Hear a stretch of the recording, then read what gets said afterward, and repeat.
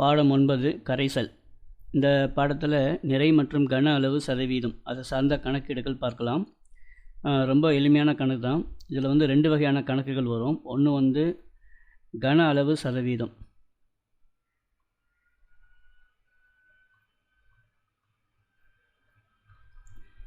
ரெண்டாவது வந்து நிறை சதவீதம். ஸோ ஒன்று கன அளவு சதவீதம் கண்டுபிடிக்கணும், இல்லைனா நிறை சதவீதம் கண்டுபிடிக்கிற மாதிரி தான் இந்த பாடத்தில் கணக்கெடுக்கல் இருக்குது. இப்போ முதல்ல கணம்னா என்ன? கணம்ங்கிறது நத்திங் பட் பருமன். ஸோ இது எப்படி கண்டுபிடிக்கலனாக்கா லிட்டர் அப்படிங்கிற அலகு இந்த வார்த்தையில் இருக்கலாம். அப்படி இல்லைனாக்கா மில்லி லிட்டர் இந்த மாதிரி வரலாம், இல்லைனா எம்எல். இந்த மாதிரி அலகால் வரக்கூடிய அளவு எல்லாமே வந்து கன அளவை குறிக்கக்கூடியது. அது மாதிரி நிறை ஏற்கனவே நமக்கு தெரியும், கிராமில் வரும். அவ்வளோதான். இதை வச்சு நம்ம இது வந்து நிறை சார்ந்த சதவீதம் கண்டுபிடிக்க போகிறோமா, இல்லைனா கன அளவு சார்ந்த சதவீதம் கண்டுபிடிக்க போகிறோமா அப்படிங்கிறத முதல்ல இதை புரிஞ்சிக்கணும். இப்போ அடுத்தது என்ன தெரியும்னா சதவீதம்னா என்ன. இப்போ பொதுவாக நமக்கு வந்து ஒரு ஸ்டூடெண்ட் வந்து 50க்கு ஒரு 25 மார்க் எடுக்கிறான்னு வச்சுக்கோமே. இப்போ இவனுடைய பர்சன்டேஜ் என்னன்னு கேட்டால் என்ன செய்வீங்க நீங்கள்? சாதாரணமாக டோட்டல் மார்க்கு, அதுக்கப்புறம் அவன் எடுத்த மார்க்கு, இந்த மாதிரி எழுதி அதை எதால் பெருக்குவீங்க? 100ல் மல்டிப்ளை பண்ணோன்னா நமக்கு சதவீதம் கிடச்சிடும். ஸோ ஃபார் எக்ஸாம்பிள் இதை நீங்கள் கட் பண்ணிங்கன்னா யூ வில் கெட் 2 × 25 50. ஸோ என்னுடைய பர்சன்டேஜ் வந்து 50%. ஸோ இதுதான் ஆக்சுவலி. இதுக்கு ஏற்ற மாதிரி நம்ம ஃபார்முலாஸை க்ரியேட் பண்ண போகிறோம். இப்போ கன அளவுக்கு ஒரு ஃபார்முலா வரும், அதேமாதிரி நிறை சதவீதத்துக்கு ஒரு ஃபார்முலா வரும். அது எப்படி வருதுன்றதை ஒரு எடுத்துக்காட்டோட பார்க்கலாம். ஸோ நம்மளுக்கு முதல்ல கரைசல் அப்படின்னா என்னன்னு தெரியணும். கரைசல்னால் கரைபடு பொருள்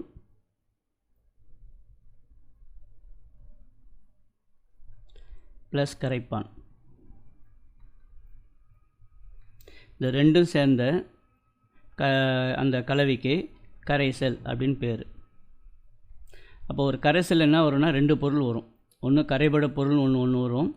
அப்புறம் எது அது கரைக்குதோ அது 2வது பொருள். இந்த 2 பொருளையும் நாம் வந்து கண்டுபிடிக்க தெரியணும். இப்போ இந்த கன அளவு சதவீதம் கண்டுபிடிக்கிறதுக்கு ஒரு ஃபார்முலா வேணும்னு சொன்னோம் இல்லையா? அந்த ஃபார்முலா கொண்டு வரதுக்கு ஒரு சின்ன எக்ஸாம்பிள் பார்க்கலாம். இப்போ எங்கிட்ட ஒரு பீக்கர் இருக்குது. இந்த பீக்கரில் வந்து ஒரு 100 ml.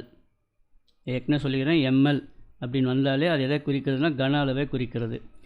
ஸோ தமிழில் வரது இருந்தால் லிட்டர் வரலாம், இல்லை மில்லி லிட்டர் அப்படிங்கிற வார்த்தை பயன்படுத்தலாம். இப்போ இது எவ்வளோனாக்கா 100 ml ஒரு நீர்னு வச்சுக்கலாமே, வாட்டர். இப்போ இதில் வந்து நான் என்ன செய்கிறேன்னாக்கா ஒரு 25 ml மில்லி லிட்டர் எத்தனால் கலக்கிறேன். இதில் கலக்கிறேன். அப்போ கலந்ததுக்கப்புறம் மொத்த இந்த கரைசலுடைய அளவு எவ்வளோன்னு பார்த்தீங்கன்னா இந்த 100 + 25 மொத்தம் கூட்டினா எவ்வளோ வரும்னாக்கா 125. அதுதான் இந்த கரைசல். அப்போ இந்த கரைசலுடைய மதிப்பு எவ்வளோனாக்கா 125 மில்லி லிட்டர். சரி, இதில் எது கரைப்பான் அப்படின்னா தண்ணி தான் கரைப்பான். அது எவ்வளவு அளவுனா 100. So 100 milli litre. இதில் எது போட்டு கரைக்கிறோன்னா எத்தனால் போட்டு கரைக்கிறோம். அதுதான் கரைபடு பொருள். அதோட அளவு எவ்வளோனாக்கா 25 ml. ஸோ மொத்தம் கூட்டினா இந்த சைடு 125 வரும். ஸோ இதுதான் நம்ம புரிஞ்சிக்கணும். இதில் இப்போ கேள்வியில் என்ன கேட்பாங்கனாக்கா இந்த எத்தனால் இருக்குது இல்லையா, எதை போட்டு கரைச்சோமோ அதனுடைய கன அளவு சதவீதம் எவ்வளவு அப்படின்னு கேட்பாங்க. இப்போ எத்தனாலுடைய கன அளவு சதவீதம்னா எத்தனாலுடைய அளவு எவ்வளோனா 25 ml தான். ஆனால் அது போட்டு கரைச்சதுக்கப்புறம் கரைசலோட அளவு எவ்வளோனா 125. அப்போது 125 மில்லி லிட்டரில் 25 மில்லி லிட்டர் என்பது எத்தனை சதவீதம்? அதாவது இங்கே 50 மார்க்கு கேள்வி பேப்பரு, அதில் நீ எடுத்த மார்க் 25. ஸோ இதோட சதவீதத்தை நம்ம எப்படி கண்டுபிடிச்சோமோ அதே தான் இதுவும். ஸோ கீழே இருக்குது வந்து மொத்த கரைசலினுடைய கன அளவு. ஸோ அப்போ மேலே என்ன வரணும்? எதை கண்டுபிடிக்க போறியோ அதோடைய கன அளவு. அப்போ எப்படி ஃபார்முலா எழுதலான்னாக்கா பொருளின் கன அளவு, பொருளின்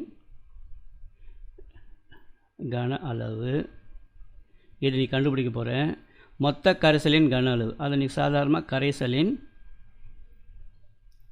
கன அளவு.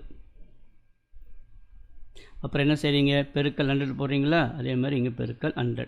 ஸோ இதுதான் எதோட வாய்ப்பாடுனா கன அளவு சதவீதத்தோட வாய்ப்பாடு. ஸோ இதுதான் நமக்கு முதல் ஃபார்முலா. ஸோ ரொம்ப சிம்பிளான ஃபார்முலா தான். இந்த ஃபார்முலா ஓரளவு புரிஞ்சுக்கிட்டோம்னாக்க இதை சார்ந்து வந்த கணக்குகள்லாம் நம்ம எளிமையாக போட்டு முடிச்சிடலாம். அதேமாரி இப்போ ரெண்டாவது ஃபார்முலா எதை வச்சு, நிறை சதவீதம். இதே தான் எல்லா மெத்தடும். இந்த எம்எல்னு வருது இல்லையா, இந்த எம்எல்லுக்கு பதில் என்ன வரும்னா கிராமுன்னு வரும். அதேமாரி இங்கே மில்லி லிட்டர் அப்படின்னா எம்எல் வருது இல்லையா, இதுக்கு பதில் என்ன வரும்னாக்கா கிராம். அப்படி வந்ததுனாக்கா இதே ஃபார்முலா தான் இந்த இடத்துல கன அளவு அப்படிங்கிறத எடுத்துகிட்டு என்ன பண்ணணுன்னாக்கா நிறை சதவீதம். இந்த இடத்துல பொருளின் கன அளவு, இந்த இடத்துல கனன்றதை எடுத்துகிட்டு என்ன பண்ணணும் நிறை. அதேமாரி கரைசலின் கன அளவு, அதேமாரி இந்த இடத்துல கனம் எடுத்துகிட்டு என்ன செய்யணும் கரைசலின் நிறை அளவு.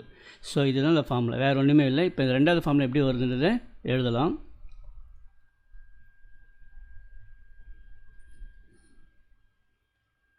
இப்போ ரெண்டாவது ஃபார்முலா நம்ம கண்டுபிடிக்க போகிறது என்னென்னாக்கா நிறை சதவீதம்.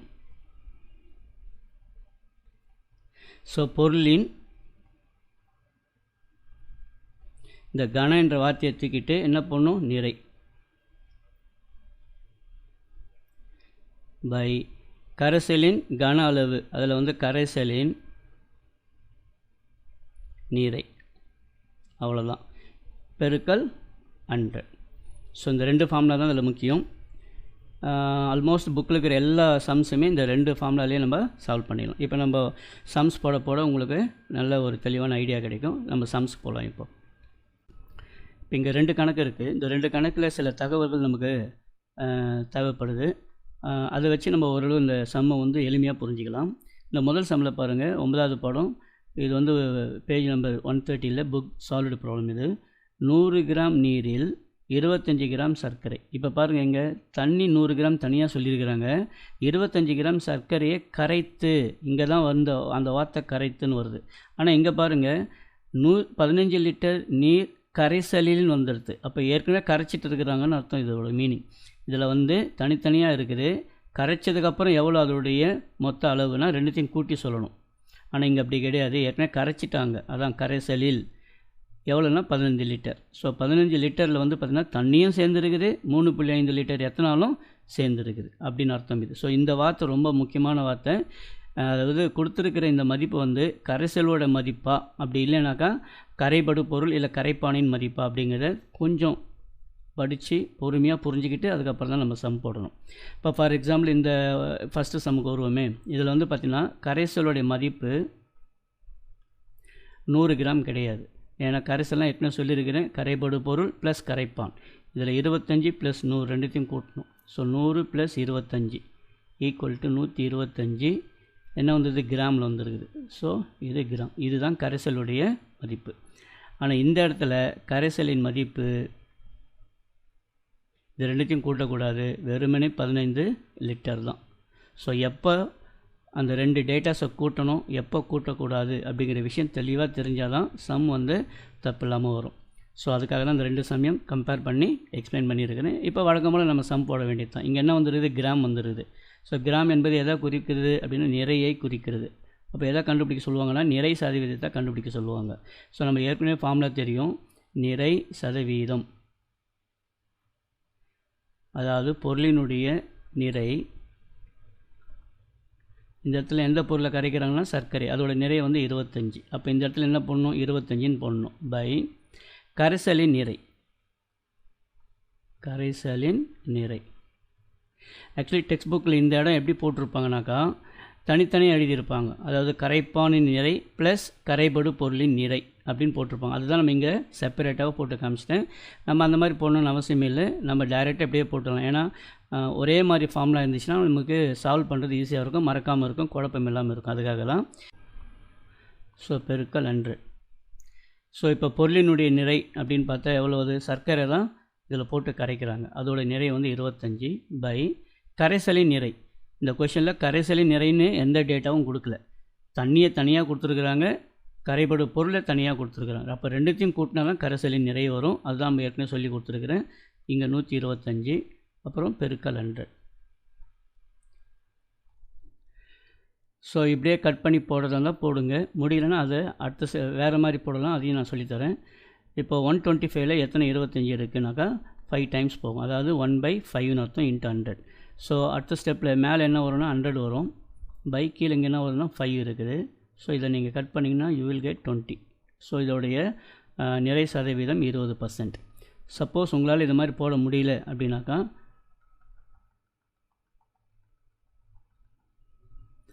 அந்த 100 வந்து அப்படியே அந்த 25ல் மல்டிப்ளை பண்ணுங்கள். அப்போனா வரணும் 2500 வரும் பை 125. இப்போ இந்த ஃபஸ்ட்டு 3 டிஜிட்டில் அதாவது 250ல் எத்தனை 125 இருக்குன்னா 125 + 125 2 டைம்ஸ் போகும். அதனால் வந்து 2 அப்புறம் ஒரு 0 மீறதுனால 20%. ஸோ எப்படியோ சம் முடிச்சுட்டு இந்த ஆன்சர் கரெக்டாக கொண்டு வந்துடுங்க. இப்போ நம்ம அடுத்த சம்முக்கு போகலாம்.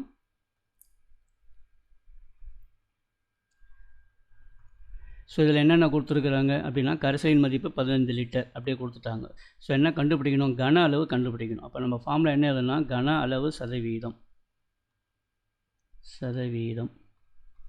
ஈக்குவல் டு பொருளின் கன அளவு பை கரைசலின் கன அளவு.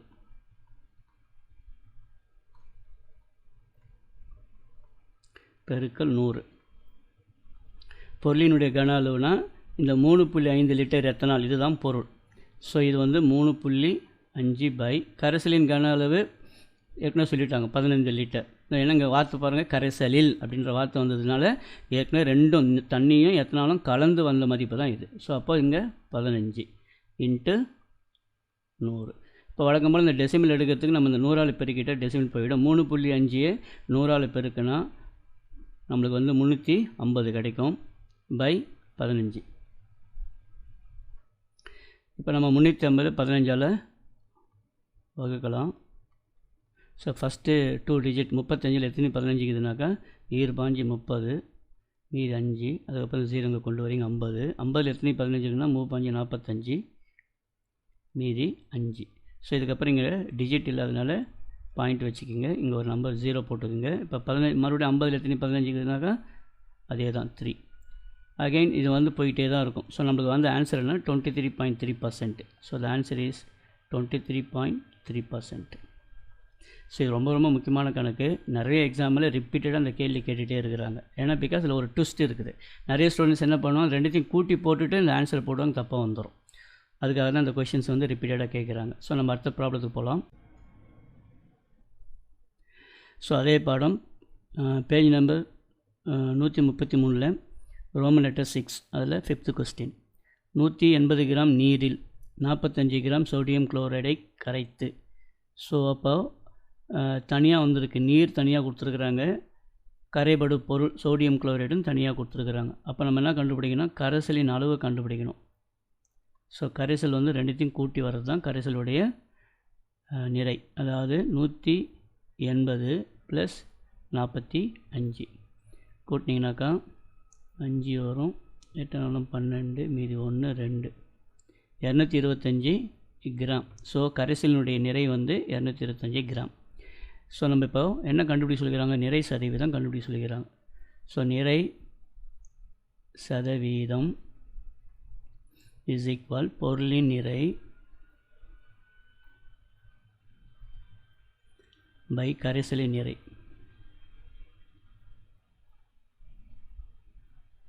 பெருக்கல் 100. ஸோ இப்போ நமக்கு அடுத்த ஸ்டெப்பில் பொருளினுடைய நிறை அது எவ்வளோனாக்கா 45 கிராம் சோடியம் குளோரைட். ஸோ இந்த இடத்துல 45 பை கரைசலின் நிறை. கரைசலின் நிறை நம்ம ஏற்கனவே கண்டுபிடிச்சி வச்சுக்கிறோம் 225 கிராம். ஸோ 225 பெருக்கல் 100. ஸோ 45 100ஆல் பெருக்குனா நமக்கு 4500 டிவைடட் பை 225. ஸோ இதை நம்ம வகுக்கணும். 4500 225ஆல் வகுக்கிறோம். ஸோ ஃபஸ்ட்டு 3 டிஜிட்ஸ் அதில் 450 வருதுங்க இல்லையா? 450 எத்தனை 225 இருக்குதுன்னா 2 இருக்குது. ஸோ 225 × 2 வந்து 450. இதை கழிச்சா 0 வரும். ஸோ இங்கே ஒரு மோர் 0 இருக்கிறதுனால நீங்கள் போட்டுட்டு இங்கே கொண்டு வந்துடுங்க இந்த ஆன்சரு. ஸோ நம்மளுக்கு ஆன்சர் வந்து 20%. ஸோ நம்ம அடுத்த கணக்கு போகலாம். அதே பாடம் இது வந்து ஒரு book solved problem. Page number 131 இருக்குது. 200 மில்லி லிட்டர் 20% எத்தனால் நீர் கரைசலில் உள்ள எத்தனாலின் கன அளவை கணக்கிடுக. இந்த கொஸ்டின் வந்து கொஞ்சம் வித்தியாசமான ஒரு கொஸ்டின் இது. இதில் வந்து நமக்கு என்ன குழு வந்திருக்குன்னா 20% அப்படிங்கிற குழு வந்திருக்குது. பர்சன்ட் அப்படின்னாலே அது என்னது, சதவீதம். யாருடைய சதவீதம்னா V/V. வின்னா வால்யூம், வால்யூம்னா கன. ஸோ அப்போ இது வந்து கன அளவு சதவீதம். சரி, என்ன கண்டுபிடிக்க சொல்லிக்கிறாங்கன்னா எத்தனாலின் கன அளவை கண்டுபிடிக்க சொல்லிக்கிறாங்க. அப்போ இது என்னது, 200 மில்லி லிட்டர். 200 மில்லி லிட்டருங்கிறது கரைசலின் அளவு, கரைசலின் கன அளவு.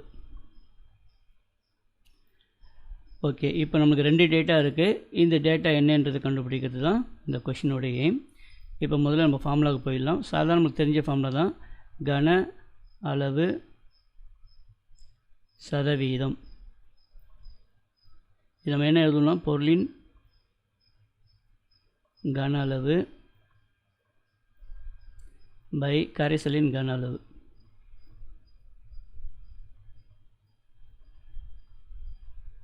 இன்ட்டு 100. இப்போ இந்த இடத்துல பொருளினுடைய கன அளவு எதுனா அதான் எத்தனாலினுடைய கன அளவு. அப்போ இந்த பொருளுன்ற வேர்டை எடுத்துகிட்டு நம்ம என்ன போடலாம்னா எத்தனால் அப்படின்னு போட்டுக்கலாம். இப்போ போட்டுக்கினா இந்த ஃபார்முலாவை லைட்டாக மாற்றி எழுதலாம். இல்லை இப்படியே கூட போடலாம், ஆன்சர் ஒன்றும் தப்பு கிடையாது. புக்கில் இருக்கிற மாதிரி பார்க்குறது இருந்தால் இந்த இடத்துல எத்தனாலின் கன அளவுன்னு வந்துடும். அது எப்படி வந்ததுன்றது தான் இப்போ நான் உங்களுக்கு சொல்லி கொடுத்துருக்குறேன். ஸோ கன அளவு சதவீதம் இஸ் ஈக்குவல் எத்தனால் கன அளவு பை கரைசலின் கன அளவு.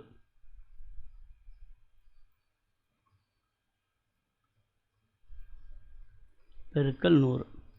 ஓகே, இப்போது இந்த கன அளவு சதவீதம் தான் 20%. அப்போ இந்த இடம் எதை குறிக்கிறதுனா 20% குறிக்கிறது. விச் இஸ் ஈக்குவல், இது நம்ம கண்டுபிடிக்க போகிறோம், ஏன்னா தான் கொஷின். அப்போ கரைசலின் கன அளவுங்கிறது தான் இந்த 200 மில்லி லிட்டர். அப்போ நம்ம இந்த இடத்துல எத்தனால் கன அளவு பை கரைசலின் கன அளவு வந்து 200 மில்லி லிட்டர். ஸோ இந்த இடத்துல நம்ம 200 இன்ட்டு 100. இப்போ நம்மளுக்கு இந்த ஆன்சர் வேணும்னா இந்த 200 இந்த 100 இந்த சைடு எடுத்துகிட்டு போகணும். ஸோ டிவிஷன் வந்து அந்த பக்கம் போனால் மல்டிப்ளிகேஷன் ஆகும், மல்டிப்ளிகேஷன் அந்த பக்கம் போனால் டிவிஷன் ஆகும். ஸோ நம்மளுக்கு வந்து எத்தனால் கன அளவு கண்டுபிடிக்க போகிறோம். எத்தனால் கன அளவு விச் இஸ் ஈக்குவல், இப்போ இது இங்கே இருக்குது, இந்த 200 இந்த சைடு கொண்டு போகிறோம். ஏற்கனவே அங்கே 20 இருக்குது. ஸோ 20 பெருக்கல் 200, ஏன்னா இந்த டிவிஷன் இந்த பக்கம் வந்தால் மல்டிப்ளிகேஷன் ஆகிடும். இந்த மல்டிபிள் இருக்கிற 100 இந்த பக்கம் வரும்போது டிவிஷனில் போயிடும். இந்த 2 0க்கு இந்த 2 0 கேன்சல் பண்ணிட்டோம்னாக்கா 2 × 2 4, அதுக்கப்புறம் அந்த 0 40. ஸோ இப்போ இதுக்கு அலகு எழுதணும். ஸோ கன அளவு அப்படிங்கிறது என்னென்னா பருமன். பருமனுடைய அலகு என்னென்னு தெரியும்னா லிட்டர். இந்த இடத்துல கொஷின் என்ன வந்துருக்குதுன்னா மில்லி லிட்டர்னு வந்திருக்கிறதுனால நம்ம இந்த இடத்துல என்ன எழுதணும், மில்லி லிட்டர்னு எழுதணும். ஸோ இதுதான் இதோடைய ஆன்சர். இது வந்து ஒரு புக் சால்வ்டு ப்ராப்ளம். இது பேஜ் நம்பர் 130 ரோமன் லெட்டர் 2ல் கொஷின் நம்பர் வந்து 3. 500 கிராம் கரைசலில் 10% W/Wனா நிறை சதவீதம். அது யூரியா நீர் கரைசலை பெற தேவையான யூரியாவின் நிறையை காண்க. யூரியாவின் நிறையை காண்க, இதுதான் நம்ம கண்டுபிடிக்க போகிறோம். இங்கே 10% அப்படிங்கிறது ஏற்கனவே தெரியும் நம்மளுக்கு, சதவீதம். இந்த இடத்துல வந்து நிறை வந்துடுறதுனால இது என்ன சதவீதம்னா நிறை சதவீதம். இது வந்து கரைசலின் நிறை. என்னங்க கரைசலில் வந்துடுச்சு இல்லையா, அதனால் இது கரைசலின் நிறை. நமக்கு 2 டேட்டா இருக்குது, இதை கண்டுபிடிச்சோம் ஈஸியாக. இப்போ நம்ம நிறை சார்ந்த ஃபார்முலா என்ன அது எழுதிக்கலாம். அதாவது நிறை சதவீதம், பொருளின் நிறை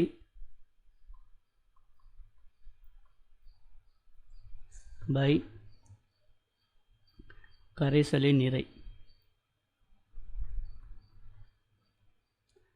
பெருக்கல் 100. இப்போது நிறை சதவீதம் எங்கே 10% வந்திருக்கு, அங்கே 10 போட்டுக்குங்க. பொருளின் நிறை அதுதான் நம்ம இப்போ கண்டுபிடிக்க போகிறோம். பொருளோட பேர் என்ன, யூரியா. அப்போ இந்த இடத்துல நம்ம என்ன எழுதிக்கிறோம்னாக்கா யூரியாவின் நிறை பை கரைசலின் நிறை. கரைசலின் நிறை வந்து 500 கிராம். ஸோ இந்த இடத்துல 500 பெருக்கல் 100. ஸோ நாம் இதை கண்டுபிடிக்க போகிறோம். இது இங்கேயே இருக்கட்டும். இந்த 500ஐயும் 100ஐயும் மட்டும் இந்த சைடு கொண்டு வந்துடலாம். இந்த யூரியாவின் நிறை நம்ம இங்கே எழுதிக்கலாம்.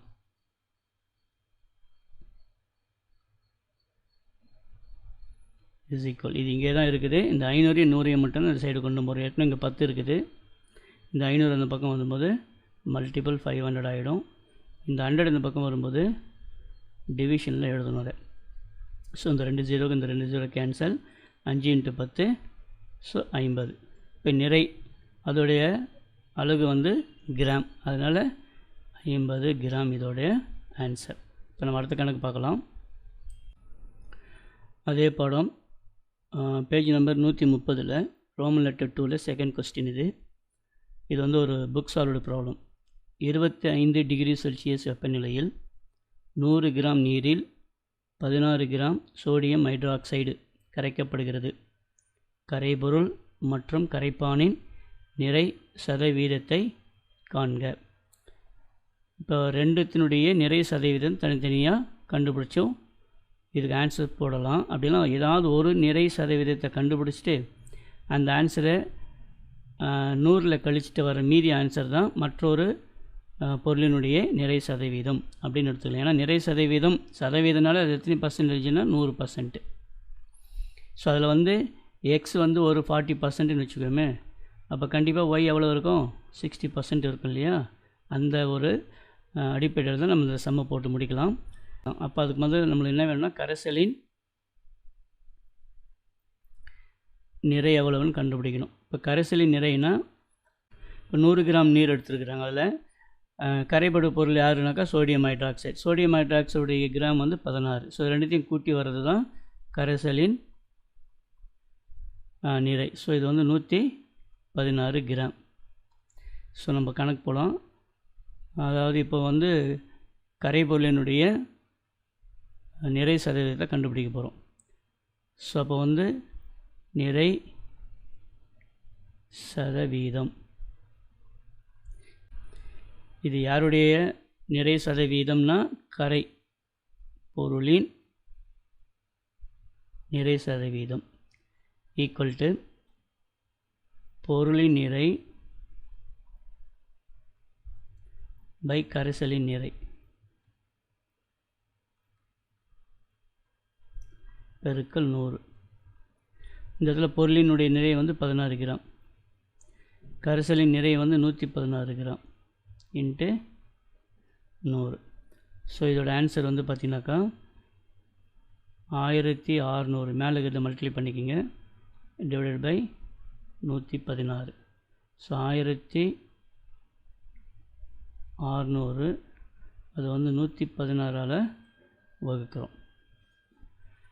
ஸோ ஃபஸ்ட்டு 3 டிஜிட், அதாவது 160ல் எத்தனை 116 இருக்குதுன்னா 1 டைம் போகும். ஸோ 116 இதை கழிக்கிறீங்க. 10ல் 6 போச்சுன்னா 4, இங்கே 5 5ல் 1 போச்சுன்னா 4. ஸோ இங்கே ஒரு 0 இருக்குது, அதை கீழே இறக்குறீங்க. 440. இந்த ஃபஸ்ட்டு டிஜிட் 4, இங்கே ஃபஸ்ட்டு டிஜிட் 1 3 டைம்ஸ் போகும்.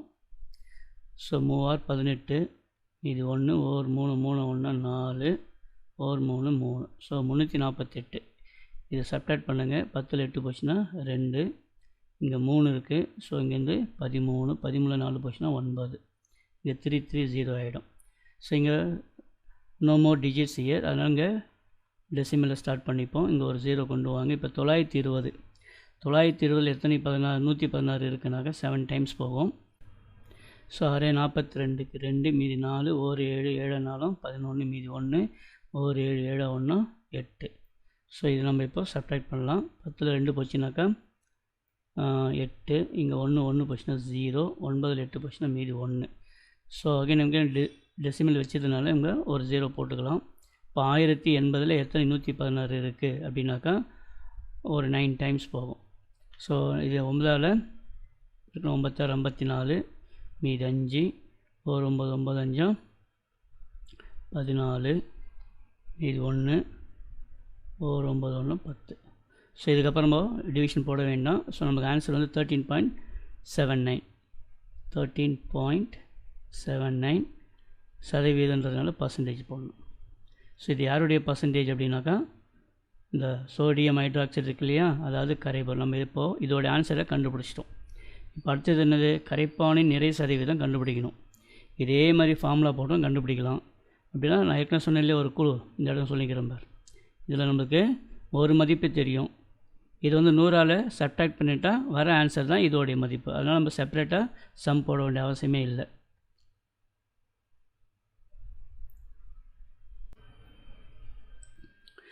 ஸோ இப்போ நம்ம என்ன கண்டுபிடிக்க போகிறோம்னா, கரைப்பானின்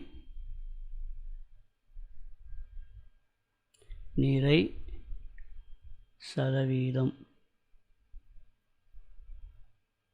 ஸோ நான் ஏற்கனவே சொன்ன மாதிரி 100ல் இதை சப்ட்ராக்ட் பண்ணால் அது வந்துடும் 13.79.